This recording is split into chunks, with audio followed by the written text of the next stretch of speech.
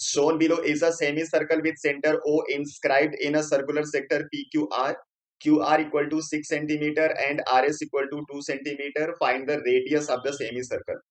यहाँ पे आपको बोला जा रहा है कि एक सेक्टर PQR है जिसके अंदर एक सेमी सर्कल ड्रॉ किया गया है। यहाँ पे दो लेंथ दी गई है और आपको बताना है सेमी सर्कल का रेडियस क्या होगा। इस प्रॉब्लम के साथ यहाँ पे फिगर मेंशन है, इसलिए आपको सबसे पहले मैं फिगर शो कर देता हूँ, उसके बाद फिर हम आगे का डिस्कशन करेंगे। ये रहा इसका फिगर। इस फिगर में आपको जो ये सेटेड वाला रीजन दिख रहा है यही सेमी सर्कल है जिसका हम लोगों को बताना है रेडियस। इस प्रॉब्लम को सॉल्व करने के बहुत सारे अलग अलग तरीके हैं, जो सबसे आसान मेथड है उसी का हम यहाँ पे यूज करेंगे।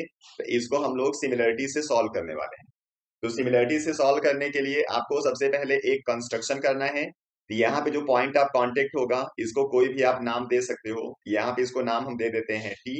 इसको हम लोग सेंटर से जोड़ देंगे। यहाँ से इसको हम सेंटर से जोड़ देते हैं।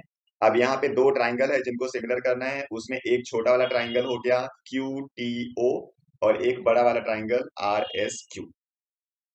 तो हम लोग लिखेंगे यहाँ पे in triangle RSQ and triangle TOQ। इसमें आपको सिमिलर करने के लिए कम से कम दो एंगल बराबर करना पड़ेगा। तो पहले दो एंगल हम बराबर कर लेते हैं। यहाँ पे आप देखिए जो पॉइंट Q है वहां से इसके ऊपर एक टेंजेंट ड्रॉ हुआ है इस सेमी सर्कल वाले सर्कल पे, इसलिए आपका जो ये एंगल होगा वो होगा 90 डिग्री। तो इस ट्राइंगल का एंगल S और इस ट्राइंगल का एंगल T दोनों इक्वल है 90 डिग्री। तो एक पार्ट ये बराबर हो गया, दूसरा जो एंगल Q होगा वो दोनों में आएगा, मतलब कॉमन है। तो लिखोगे इसका एंगल Q इक्वल होगा इसका एंगल Q। ये क्यों हो गया? क्योंकि दोनों में ये कॉमन है। ठीक है।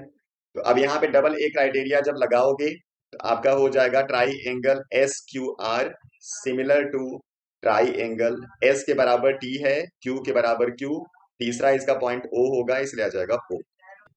और जब दो ट्राइंगल को आप सिमिलर लिख देते हो तो उसके बाद यहाँ पे तीनों साइड का रेशियो इक्वल होता है, आप उसको लिख सकते हो। तो रेशियो हम लोग क्या लिख देंगे?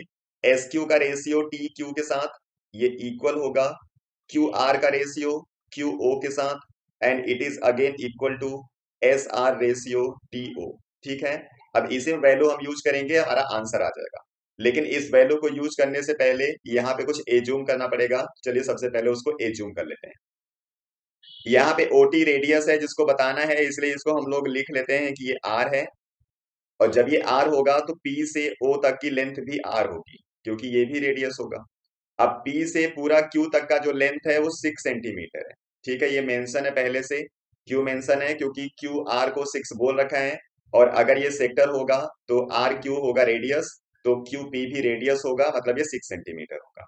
तो अगर इतनी लेंथ हो गई R, तो यहां से यहां तक की जो लेंथ होगी वो हो जाएगी 6 माइनस R, मतलब OQ की वैल्यू 6 माइनस R हम लोग यूज करेंगे। चलिए अब हम लोग वैल्यू यहाँ पे डाल देते हैं। तो सबसे पहले लेंथ आपको डालना है SQ यहाँ पे आपको लेंथ कुछ दिख नहीं रहा है, SQ ही लिख देते हैं। अगर आप पाइथागोरस थ्योरम लगाते तो SQ की लेंथ भी आपको मिल जाती 4√2, तब इसको यहाँ पे यूज कर सकते थे। TQ आपको पता नहीं है इसलिए TQ ऐसे ही रहने दो, इसको यूज नहीं करेंगे हम लोग।